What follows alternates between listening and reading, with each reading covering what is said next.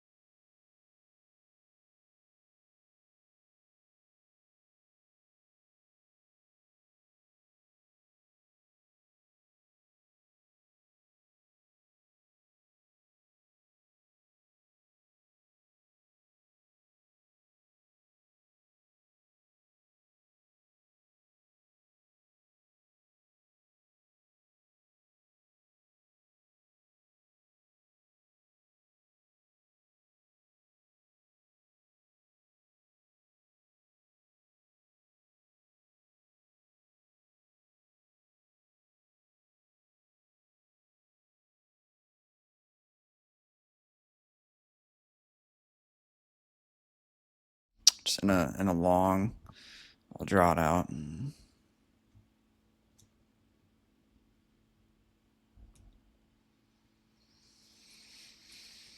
That's what it is.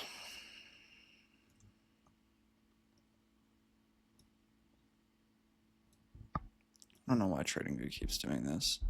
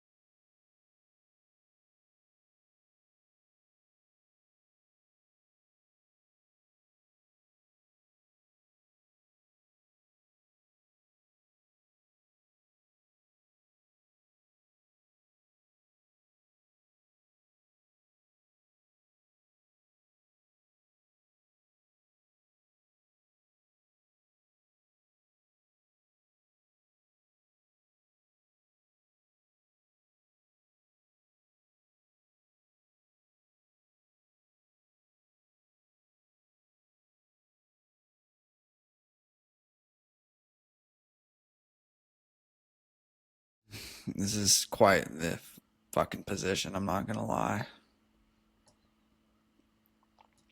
See if this news holds or not.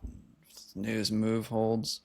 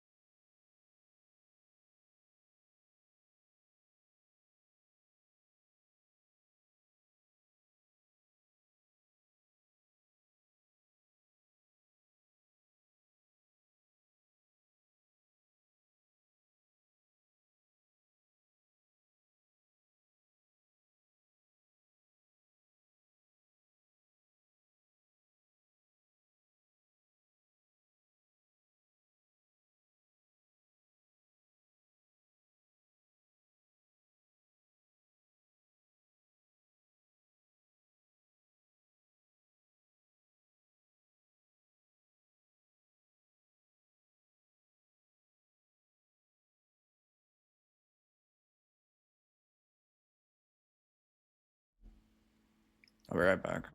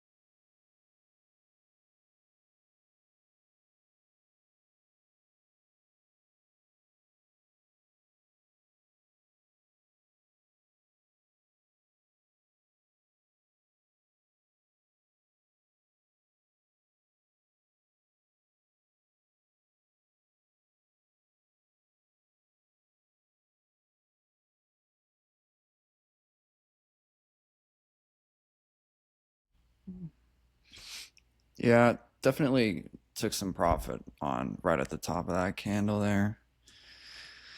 And trailing stops to this low. I didn't take. I'm actually gonna trail it to break even. I don't need that low. I would gladly let this potentially move up. I'll take that extra profit, but I want to give it some room. I mean, this has been a hectic, honestly, a hectic position. A lot of people uh, in a similar boat, so they put their likely took off a lot there. I would just call that profit taking. I would want to give it room though. Like I want to give it room to do its thing. Let's see. Yeah, I'll butt it up right against here. This fair value gap should hold. We'll see if we can get extra. Like got about like $6,000 off of it, but we'll see like a little less than 6K. We'll see if more can get off, but it'd be a pretty big trade if it hit the high. I just want to respect the fact that price is doing its thing. So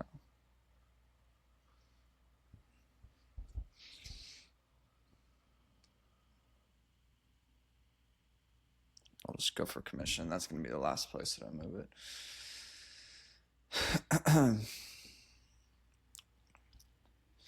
Not a not a bad exit if you ask me. Not a what a crazy trade. This is the type of trade you gotta like.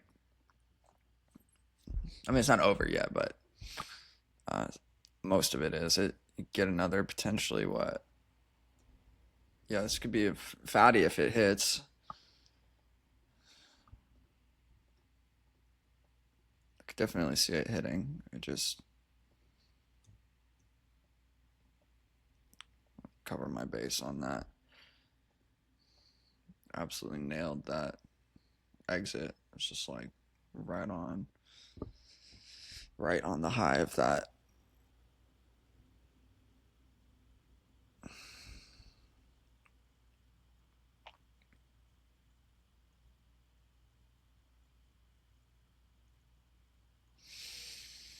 All right, I'll meet again.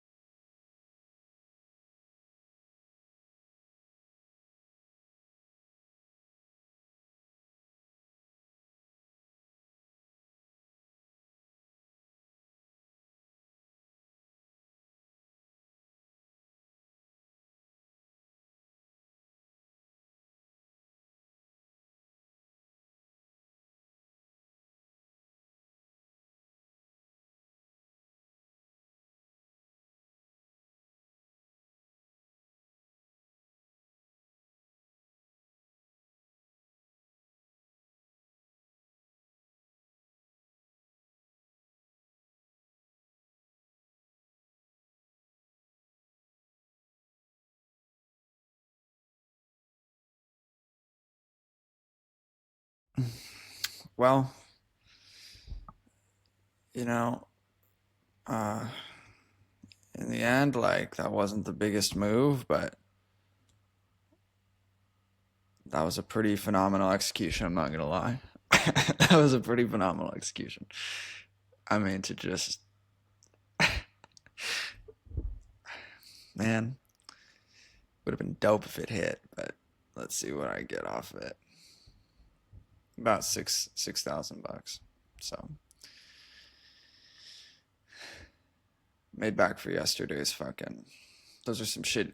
It was not a shitty trade. Like I just had a shitty stop loss, and then the second trade was stupid. But the trade was here immediately went against. But you know, you have advanced market structure, right? You have advanced market structure, high, intermediate, term high, swept. It's very likely going to do that. I just, for some reason, just felt the need to shave off a little risk and would have just taken right before the bottom if it's not taking it. So, um, it's not like it's like a shitty. Look at this. This is unbelievable. Am I out of this shit? What a day. What a day. Like, like a point or two, sold at the high. Unbelievable. What an unbelievable day. It was fun. I'm not even gonna lie. Like this fun, but you know, like then, yeah, it was illogical to long on that. You know, you just like, oh, fail flip. It's just automatic shit. Honestly, that it's just bad habits. But from like previous strategies that I just ingrained and in my head and all that. But you know, like with this, I mean, the market maker model is still in play. You know, it's like if it was to come up here and then start shift, that would make more sense to go for that. But anyway, that you know that one sucked, but it's whatever. But yeah, made back for those losses today, and wow, it's a good thing I took some profit. Everybody else did too. This thing, you know, it's just like it's just all a story, you know. The market is such a story. Like there's a lot of people. I mean, especially like I got in a little early. You know, I was in here. This changed the state delivery. Then look at what happened. Like fair value gaps formed. This gap is inverted. So many people are entering here, through here, and it takes out every single one except for a stop loss below this level. And so like the people who, you know, had their stop here, you know, there's going to be like some mental fatigue, even though it's not like it's like crazy, but likely some mental fatigue. What happens when in one fucking 1 minute candle price hits equal highs? What are they likely to do? You know, they're likely going to sell it off. You know, so I switched it from 2 micros to 3 micros that I sold off. And it's like, you know, it might flush through, and I wish it did, but it's like in the end, like, you know, you make from it what you do. So, you know, the top of that candle ended up closing like right at the end of the candle, sold it, and then it just evaporated, you know, and that's what happens. I mean, it's not that like necessarily a bunch of people sold that high. It's just people stopped buying. Or let me say it a little differently. People passively sold that high. That's true in terms of like profit taking.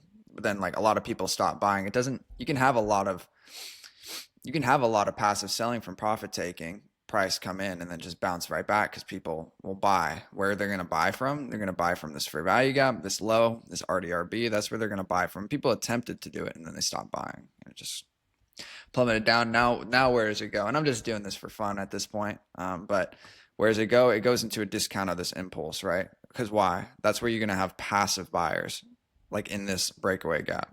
Now you have passive buyers coming in. Right. And so potentially, like, you know, if we invert this gaps and all that, it might, you know, keep going higher. But it's like, where are the buyers? Where are the sellers? You have passive sellers up above this high.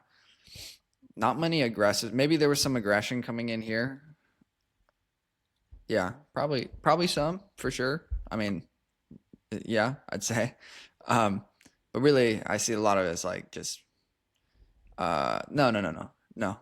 That's not what, yeah. So it's just people stop buying. Like what is happening? People, I want to think through this. I'm doing it on the, I'm just doing it on the live, but you have people trailing their stop loss, right? So like you see, like I trailed my stop to here, then I moved it down to here. I was allowing for passive or allowing for,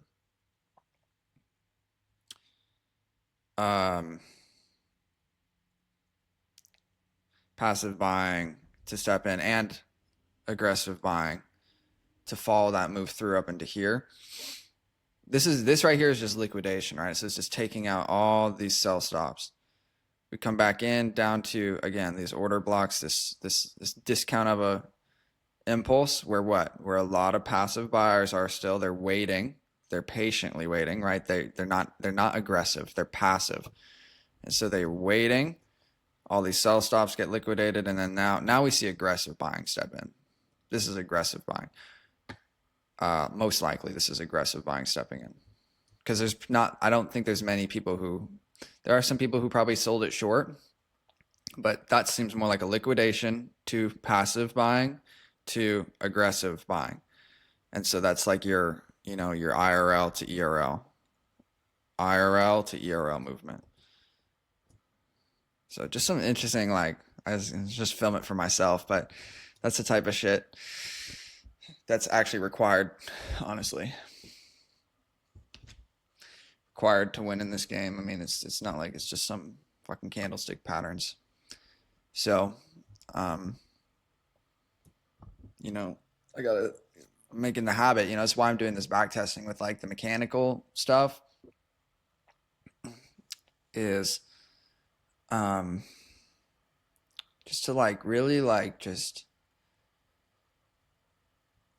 get out of my psyche this notion of easy money, because it's just thrown around everywhere. I'll just do a little thing, like you have a bell curve, right? And you have the mean of it right here. Okay. I love you have a bell curve, and then you got the mean of it right here. That's not the mean, right here. Right here is the middle 95%. 95%.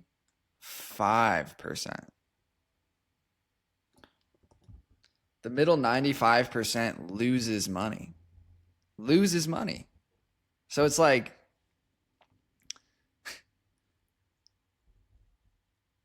whenever I hear, easy money, it gets my heart, racing, that feeling of certainty that, oh, just anybody, you don't have to be, unique and skilled and anything like that. Like anybody can do this shit. Anybody can be a millionaire. It's like, you're saying that the 95% that loses now is going to win. It's like, well, now there's no more game. There's literally no more trading at that point. It's not even physically possible. You're defying the just truth of the universe at that point. So easy money is no such thing. There is no easy money. All right. And so this is where you want to be.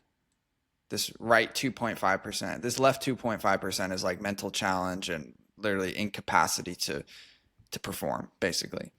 This right 2.5% is where you want to be. So that means that you need to, in every area of your life, be exceptional. Be better than 97.5.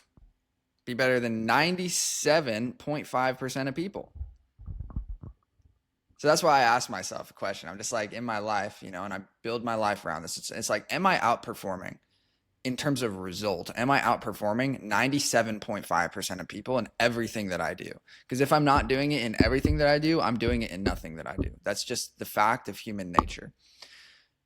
The only moment that is right now. And so how you are right now is how you are in every moment, right? So it's like, if you're not outperforming here, you're not outperforming here. And this is just the truth of like, and we know this is the truth. Like, think about any company anywhere. What's the, who's the CEO and who are the people who follow the rules of the organization and who, basically like are the worker bees who execute on the CEO's vision, right? What is the difference between those two people versus the CEO versus the people who execute they follow task and menial work, where their vision is not what is, being paid for, while the CEO is getting the money for what? His or her vision. So these are the people who have vision and who achieve that vision. That is like who these people are. We can think about any company anywhere. Trading is no different than that. Absolutely no different. So For me, it's like, and that's like, that's a big project, right? Like being in the top 2.5% of the entire human race.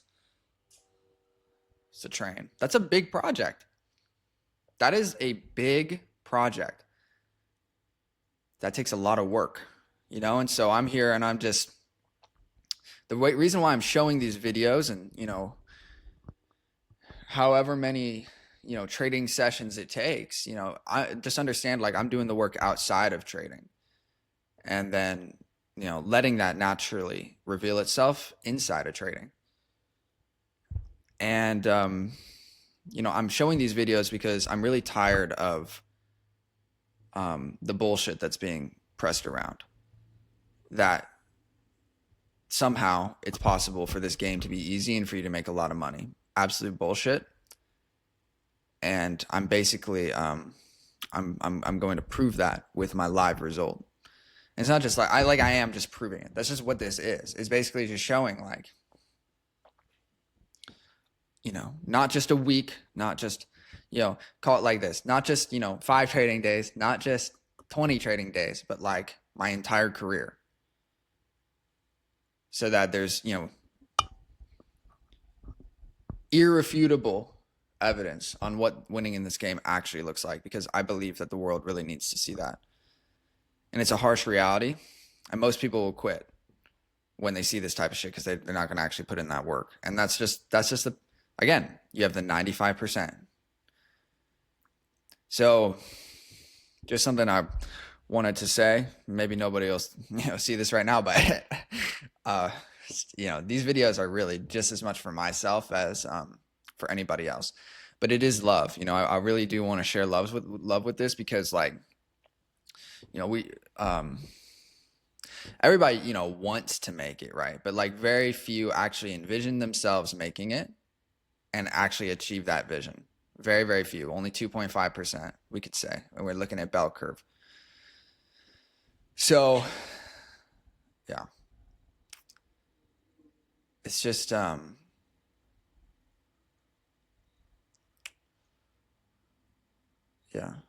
it's definitely love that I have. I really want to, because I was questioning, like, is it going to affect my performance? Me sharing these results. I know that a lot of people are going to see my results and all this. It's like, it's an opportunity actually for me to improve. It is more pressure for sure, but like that's an opportunity for me to keep the pressure on. High after high. It's like if I win and I win and I win. I mean, you just see it, right? Like, I just see it in my results. Or excuse me, I just see it in like subscriber count and views and engagement and all that. It's like if I'm winning, like people are commenting, "Oh, bro, what do you do?" Subscribing and all, and then if I end up losing and it just goes, crickets. So, it's only the beginning of that. There's, you got about like what 200 subscribers or something. It's only the beginning, with thousands and hundreds of thousands of subscribers, like. People do the same shit, but in the end, like the video catalog is here. It's an art piece that just will not, no one can ever take my results away from me. And that's something that I've really leaned into a lot. It's like win or lose, right? No one can ever take my results away from me. No one can ever replicate my results. They are results of mine. And so I hold that very importantly in my heart. Because yeah, it's true, it's the truth. And I just it's one of my highest values to share what is true, so the results are all that I share. So anyway, with that, that's it for trading today. And we'll see you in the next video.